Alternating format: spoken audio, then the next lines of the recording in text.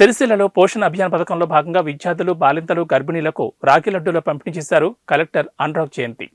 నేను చూసాను కానీ ఈ శాఖకి నేను కార్యదర్శిగా చేరిన తర్వాత ఇది ఫస్ట్ టైం మీ డిపార్ట్మెంట్ కి భాగంగా నేను ఫస్ట్ టైం ఈ అంగన్వాడీకి వస్తున్నాను. మరి ఈ జిల్లా కలెక్టర్ కి, అడిషనల్ కలెక్టర్ కి మనస్ఫూర్తిగా అభినందిస్తున్నాను. పోషక ఆహారం లోపం అనేది మనకి తెలంగాణ రాష్ట్రం చాలా అభివృద్ధి అనేది చెందింది. చాలా వాటిల్లో హెల్త్ లో మనం 3వ స్థానంలో ఉన్నాం, అన్నిట్లో ఉన్నాం. కానీ పోషక ఆహారం లోపం అనేది చాలా ఎక్కువగా ఉంది. దాదాపు 40% మహిళలు, అమ్మ మీరందరూ ఇప్పుడు కడుపుతూ ఉన్నారు, చిన్న బిడ్డలకి తల్లులుగా ఉన్నారు. మరి మీ పోషక ఆహారం అనేది మీరే చూసుకోవాలి. ఎనీమియా అనేది చాలా ఎక్కువ అనేది ఉన్నది. ఎనీమియా అంటే ఏంటో తెలుసా మీకు? ఇప్పుడు గర్భిణీ స్త్రీలను అడుగుతున్నాను, ఎనీమియా అంటే ఏంటో తెలుసా? టాబ్లెట్లు తీసుకుంటున్నారా? Iron tablets, folic acid tablets మన ఆశాలు ఏఎన్ఎంస్ ఇస్తారు కదా, మీకు తీసుకుంటున్నారా లేదా?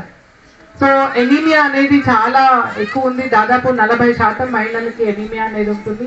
అలాగే దాదాపు 35% మంది పిల్లలు వాళ్ళ వయసుకి తగ్గిన హైట్ కానీ వెయిట్ కానీ మనకి లేరు.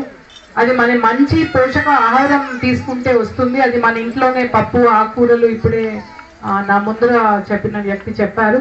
మరి ఈ కార్యక్రమం ద్వారా మన అనురాగ్, మన కలెక్టర్ గారు మహిళలకి, పిల్లలకి రాగి లడ్డు ద్వారా వాళ్ళకి అందవలసిన పోషణ అనేది ఇవ్వడానికి, ముఖ్యంగా ఒక అవేర్నెస్ అనేది క్రియేట్ చేయడానికి ఈ కార్యక్రమం అనేది చేపట్టారు. సో నేను మనస్ఫూర్తిగా వారిని అభినందిస్తున్నాను.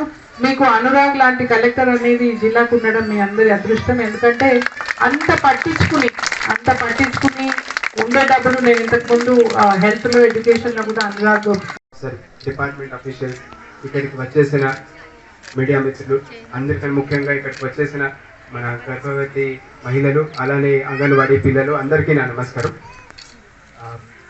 ఈ ప్రోగ్రాం ముఖ్యమైన ఉద్దేశం ఏంటంటే పౌష్టికాహారంలో లోపం అనేది పిల్లల ఎదుగుదలకి, ఫ్యూచర్లో వాళ్ళ గ్రోత్కి చాలా పెద్ద ఇంపెడిమెంట్ అండ్ వారికి ఆరోగ్యానికి మంచిగా ఎదగకుండా ప్రివెంట్ చేస్తుంది.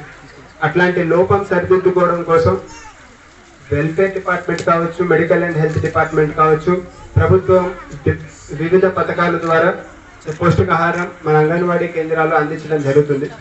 కానీ ఇప్పుడు కూడా మనం అండర్ న్యూట్రిషన్ కానీ, మాల్ న్యూట్రిషన్ కానీ, అండర్ వెయిట్ కానీ, స్టంటింగ్ కానీ అబ్జర్వ్ చేస్తుంటాం. అలానే గర్భవతి స్త్రీలు అనీమియా అనే బాధ అందరికీ తెలుసు. దానివల్ల ఆ స్త్రీకి కానీ, పుట్టబోయే పిల్లలకి కానీ ఆరోగ్యం ప్రాబ్లమ్స్ వస్తాయి. దీన్ని అడ్రస్ చేయడం కోసం మన రాజన్న సిరిసిల్ల జిల్లాలో మిల్లెట్ సిరిపోషణ అని millet food festival programme take up చేయడం జరుగుతుంది. గౌరవ సెక్రటరీ గారి ఆదేశాల మేరకు మిల్లెట్స్ని